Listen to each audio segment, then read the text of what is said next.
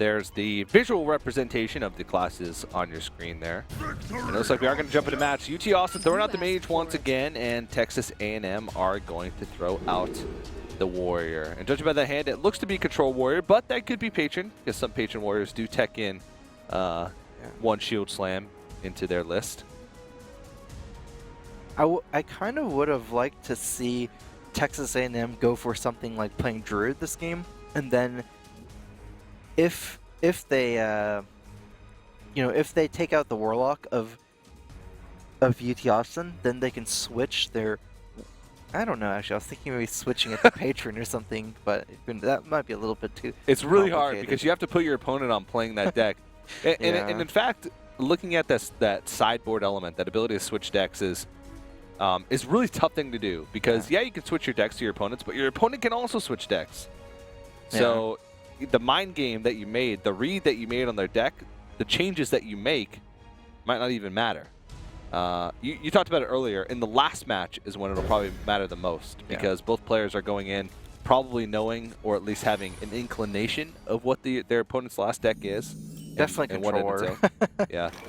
I hope Texas A&M at least put in slams in their warrior. Slam is quite good right now, and also against both Warlock and Mage, especially against Handlock, its slam is really important. So also it can match up a lot. It can sort of mask your identity. Yeah. I was playing a game earlier where I saw a slam and I immediately, my first reaction was, oh, it's a patron warrior, so I flooded the board. And then he brawled me and I lost. So you can sort of mask your identity also by playing slam. And like you mentioned, is just a strong card right now. Yeah, slam is very good in matchups where you're not afraid of fatigue. Yeah. Because slam is a card that does a lot for a low amount of mana, but going into fatigue matchups, that's where it costs you some. You'd never fatigue against Handlock as a control warrior since they're drawing way more cards than you with life tap. And also against things like Mage and Druid, you're never going to worry about fatigue in those matchups either. So, oh, look at that tempo play. And Texas A&M is just sort of whiffing on their draws, drawing into a lot of their big hitters early on. No weapons, no fire warlocks, no removal at all. It's going to be a turn 2 armor up most likely. They don't want to really throw their armor smith out there just to die. And this gives UT Austin a whole turn of just freedom. Yeah, this is one of the worst openings possible for A&M. I don't actually know if this is quite like a great opening for UT Austin since some of these cards might not be the best, but when you have a Mana Worm and a Sorcerer Apprentice uncontested, you just go for it. Yeah, you go for it. Definitely like the Frostbolt face. You don't know that your opponent doesn't have a Dustbite. We know that there's no Dustbite, but they don't know that, and Dustbite is way too good here. So you have to freeze face here because Dustbite on turn 5 is going to be game over at that point. Ouch! And they just have to play the Armor Smith, which gets Mirror Entity'd, and armor up. So they go up to 17. There's 10 damage being represented on the board, plus a spell in the hand. This top deck is going to be really important. Oh, Flame Wicker. Yeah, it can be a liability because you don't really know where those things are going to go. It's okay, just kill it. Just kill it. Doesn't even matter where it goes. Just kill it, no matter how you kill it. Well, if he had BGH, he could BGH the Mana Worm. And the damage keeps piling in. They put Texas A&M down to 9. The Bash, that's a good card. I feel like that means that they're running the Bash Slam version, which is the, good in this metagame. Bash perfect counter to Mana Worm. I would say you should Bash here over the Belcher since it's a 7 attack Mana Worm, so you're saving yourself quite a bit of damage. So let's see. If they pick up a Fireball off the top, that'd be 12, 13, 14 damage. That would be exact lethal, I believe, if I counted correctly. But they would need exactly that. They wouldn't have enough for a ping. Yeah. UT Austin looks like they're having a lot of fun with this Tempo Mage deck. That looked like an Archmage Antonidas, so that's not going to be enough. And who knows? This could be the stabilization point for Texas A&M. Definitely. Warrior, it's extremely good at stabilizing from low amounts of life. That's basically what Controller operates on. Once they get a board lead, Brawl.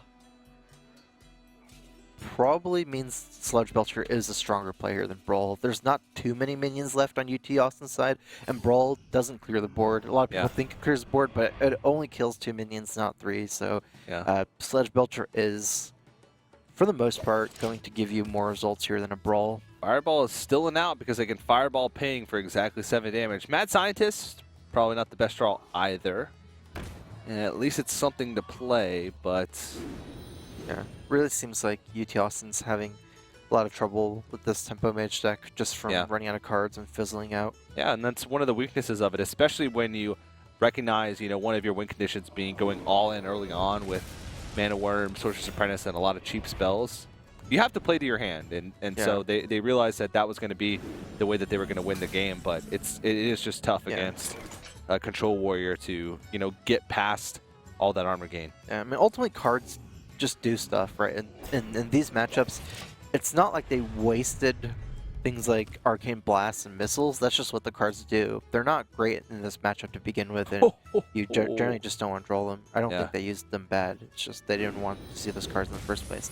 Dr. Boom, by far the best pickup here. Yeah, they trade off their entire board, but they do get a Dr. Boom.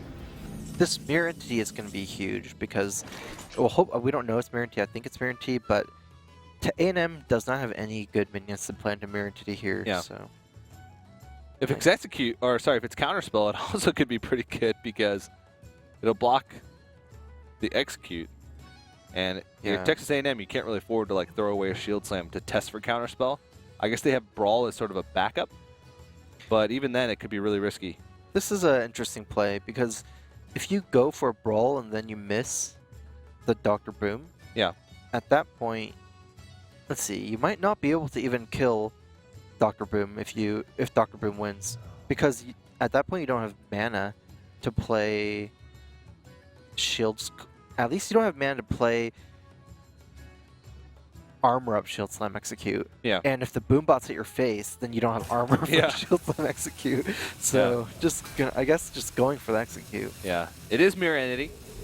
We did get word, so they will be able to kill that Dr. Boom off, but now they know, so they can't really play any creatures, which never feels good. Yeah. They pick up a 1-mana spell here. That could be pretty good. That's not it, but a Pilot Shredder is a great creature against Warrior. Yeah, Shredder's a nice draw here. Just play it. Oh, the Shredder placement, not in the middle of the creatures.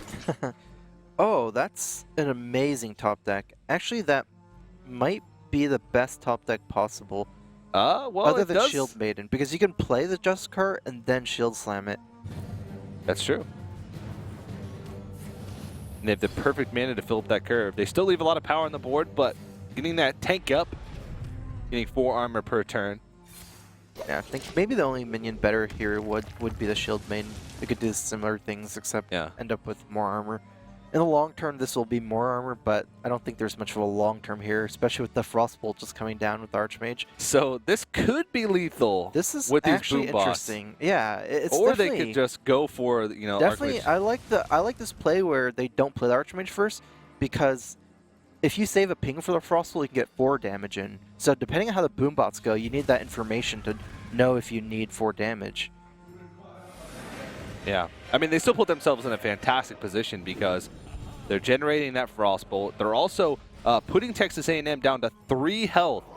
So Texas A&M has to worry about not only dealing with the Archmage Antonidas, but also healing themselves up enough to get out of range of Fireball Ping, which seems to be impossible. Well, they do with Alex Straza. Alex Straza is not going to do anything because they can do more than 15 damage in 1 turn with the implied Fireball chain. So.